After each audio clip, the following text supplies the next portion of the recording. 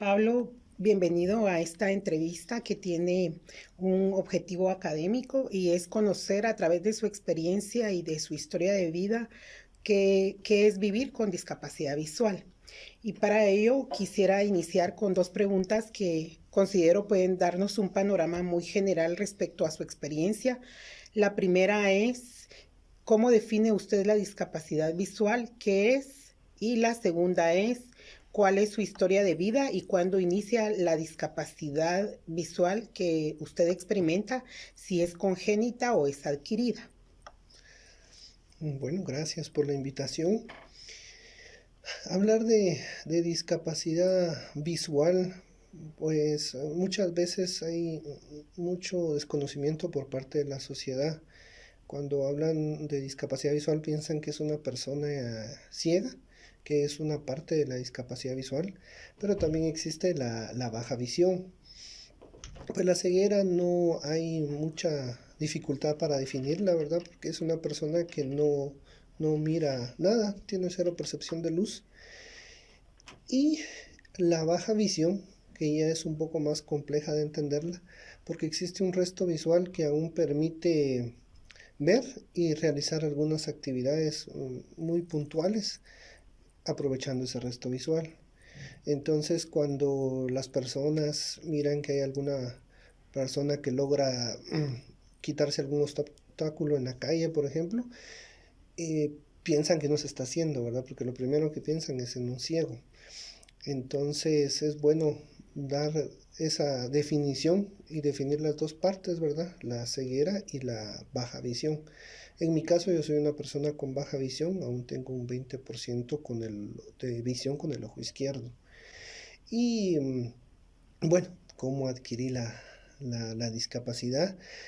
Tengo un glaucoma congénito, pero no me representó una discapacidad visual durante 18 años de mi vida.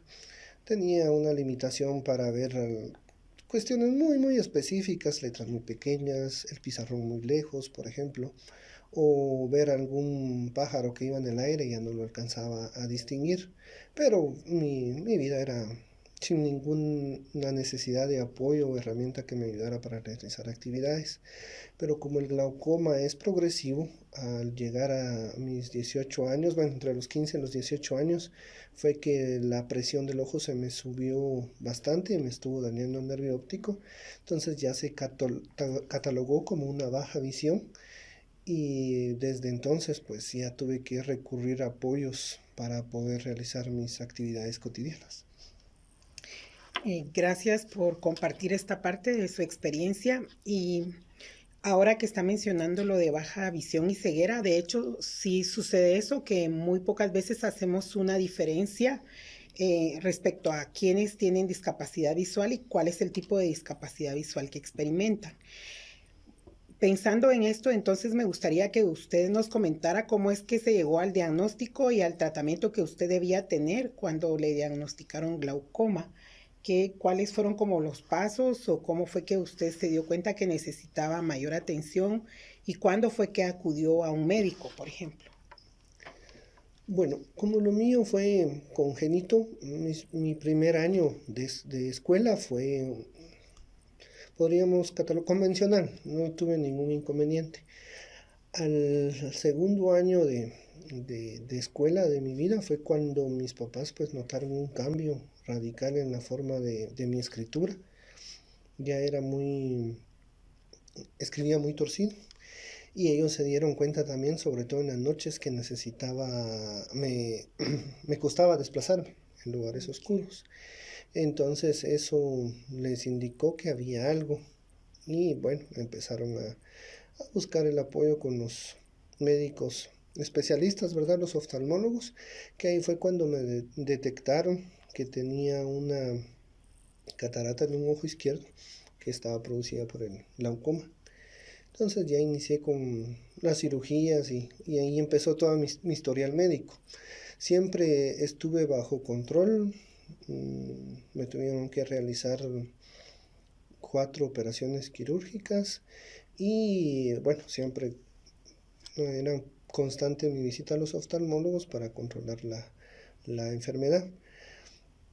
pero como el glaucoma no tiene cura, de hecho es la tercera causa de ceguera a nivel mundial, entonces siguió su proceso y llegó un momento en que subió la presión otra vez y fue cuando me dañó bastante severo el nervio óptico, que perdí el nervio del ojo derecho, que es con el que ya no miro nada, y con el ojo izquierdo pues trataron de hacer todo lo posible para poder mantener el resto visual que aún poseo. En cuanto a esta parte médica, ¿cómo fue su familia adaptándose? Porque obviamente usted pasó por un proceso de adaptación personal y también de aceptación de esta situación. ¿Y su familia cómo se adaptó a su estilo de vida, a esa discapacidad que comenzaba a manifestarse? Bueno, al, al inicio fue, bueno, todo proceso de duelo, ¿verdad? Fue un poquito de rechazo, de negación a la condición que tenía. Mis papás, en lo principal mi papá era el que tenía esa negación, de decir, no, no, mi hijo no está así. Y incluso, que pasa mucho, ¿verdad? La sobreprotección. Me cuentan, bueno, ahora mi mamá me cuenta que hubo un momento en que mi papá dijo que ya no me quería mandar a estudiar. Por lo mismo, ¿verdad? De que me iba a costar y que cómo le iba a hacer para poder leer o realizar mis actividades, mis tareas, ¿verdad? Lo cotidiano que se hace en la escuela. Pero mi mamá le dijo, bueno, sí, ya está, que siga. Y yo siento que eso fue una parte trascendental en mi vida, porque gracias a esa decisión que tomó mi mamá fue que continué con mis estudios. Y bueno, fue con bastante esfuerzo y apoyo, pero sí me topé mucho más que todo con lo actitudinal. Tengo recuerdos de unos maestros que no comprendían esa situación y bueno, me catalogaban de chico problemático y era porque desconocían la condición de la baja visión, porque yo salía al recreo, por ejemplo, jugaba como los demás niños, va jugando pelota y todo. Nunca fue buen jugador, pero era por lo mismo que no distinguía la pelota, pero sí jugaba. Entonces yo me imagino que eso a ellos les causaba confusión de por qué sí estaba jugando, pero a la hora de estar en el salón de clases no podía hacer ciertas cosas. Entonces,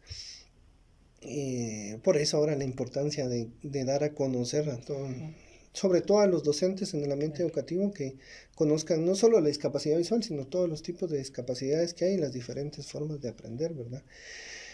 Y bueno, eso fue más que todo lo actitudinal. Y bueno, los compañeros que cuando somos niños, ¿verdad? Somos tan sinceros, ¿verdad? Entonces la forma en que me trataban ellos a veces por tener unos lentes tan graduados o por no poder hacer determinadas cosas, pues ya sabe cómo son los niños. Pero al mismo tiempo eso me fue formando, fue una experiencia para lo que ahora soy, ¿verdad? Fue parte del proceso de vida que ahora me ha servido y me ha abrió puertas para poder sobrellevar todas las dificultades que trae cada una de las diferentes experiencias en la vida. Bueno, y supongo que no solamente en el ámbito familiar, usted ya nos dio alguna información del ámbito educativo, de la escuela.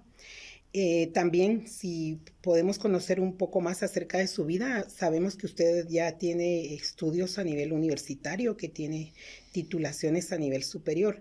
Entonces, partiendo de esas experiencias que ha tenido en el ámbito social, en el ámbito académico, en el ámbito familiar, me gustaría, para cerrar esta parte, que nos comentara cómo ha sido su adaptación en general como Pablo, socialmente, por ejemplo, en la universidad, cómo fue la experiencia, si fue mejor o fue igual de estigmatizante.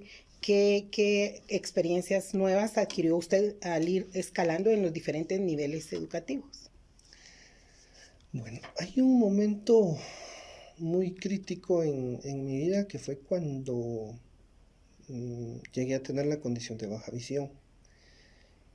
Y yo estaba estudiando mi diversificado y tuve que dejar de hacerlo por lo mismo. Ya me era muy difícil leer un documento impreso y me llevaba bastante tiempo solo leerlo. Ahora no digamos hacer operaciones matemáticas, ejercicios de ese tipo, era era muy complicado.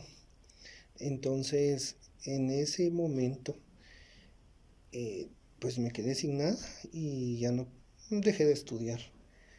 Mis papás en ese sentido también se sintieron muy dolidos, pero igual ellos sabían que ya no podíamos seguir de esa manera, entonces tuvimos que dejarlo. Pero siempre existió ese apoyo en mi familia de decir, bueno, que continúe estudiando.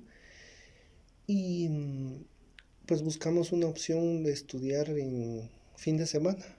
Entonces mi papá me dijo, bueno, con tal de que te dé tiempo a hacer las tareas, tenés toda la semana para hacerlos y el fin de semana pues ya vas a estudiar.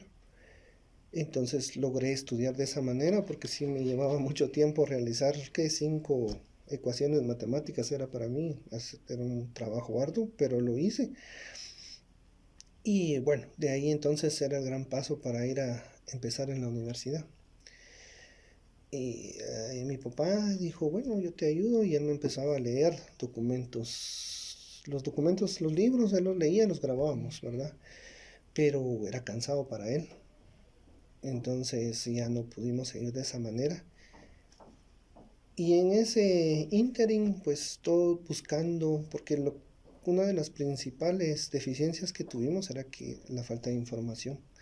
Hasta que logramos, mi papá investigando, se enteró de que existía un centro de rehabilitación para personas con discapacidad visual. Entonces él buscó información de cómo podía llegar ahí para poder recibir ese apoyo. Bueno, fue un proceso administrativo largo que más o menos tardó un año y logré ingresar a ese centro de rehabilitación donde aprendí diferentes herramientas desde el sistema braille, el ábaco, que es la forma de trabajar matemática con personas con discapacidad visual, orientación y movilidad, que es el uso del ábaco, y bueno, la computación adaptada para personas con discapacidad visual. Todas esas herramientas que al mismo tiempo me sirvieron de crecimiento personal son las que me ayudaron para lo que después venía, ¿va? El reto de la universidad. Y bueno, y esa forma de haber conocido otras personas que estaban pasando por lo mismo o que ya habían pasado por eso, fue como un aliento de decir, bueno, si ellos pudieron, yo también puedo. También a mis papás eso les fue de mucho alivio porque se dieron cuenta de que aún se podía. Y incluso habían reuniones en ese centro donde una vez citaron a mis papás y les enseñaron de lo que se hacía. Entonces ellos, aparte que habían notado el cambio en mí, que ya estaba adquiriendo un poco más de autonomía e independencia en ciertas situaciones. Por ejemplo, el movilizarme. Para mí era un miedo cuando ya eran las 5 de la tarde, 5:30, ya estaba oscureciendo. Tenía que irme corriendo a mi casa para que no me agarrara la noche en la calle. Pero yo cuando aprendí a usar el bastón y todo, pues ya podía parrandear hasta las 11 de la noche. Ok. Entonces, ese punto de haber conocido esas técnicas y esas herramientas fueron las que me sentaron la base para al salir de ese centro, bueno, toca la universidad. Entonces ya con esas herramientas que tenía, inicié mi carrera de psicología. Fue bastante agradable esa parte de mi vida, porque aparte de que yo ya sabía de mi situación, conocía mis debilidades, limitaciones, ¿verdad? Y también tenía esos recursos que me estaban apoyando. Entonces, al mismo tiempo, la forma en que yo ya compartía de mi situación, mi condición, entonces los maestros, los catedráticos de la universidad también fueron un poco más me ayudaron más en esa parte, ¿verdad? Entonces me permitieron hacer adecuaciones como de que me leyeran los exámenes, o sea, entregar las tareas en formato digital, porque si las imprimía o las tenía que escribir, pues no podía, ¿verdad? Pero sí ya podía a través de una computadora. Entonces toda esa flexibilidad que me dieron ellos me permitió terminar mi licenciatura en psicología. Un punto muy importante ahí fue la tecnología. haber conocido, yo ya conocía de computación antes, cuando todavía tenía ese resto visual, pero después lo dejé de hacer porque ya ni siquiera miraba el puntero, entonces era difícil. Pero cuando conocí las herramientas que habían y sobre todo la facilidad de internet y que yo aún así con ese apoyo, esos programas de apoyo lo podía hacer, entonces me dieron la libertad de poder empezar a gestionar esa información que se necesita durante la formación académica. Y me gradué. No conforme con eso, siempre tuve yo ese sueño de tener una maestría. Entonces saqué una maestría en planeamiento y gerencia educativa, que fue una maestría totalmente en línea. Entonces ahí fue una experiencia muy interesante porque ahí nadie supo que yo tenía discapacidad visual.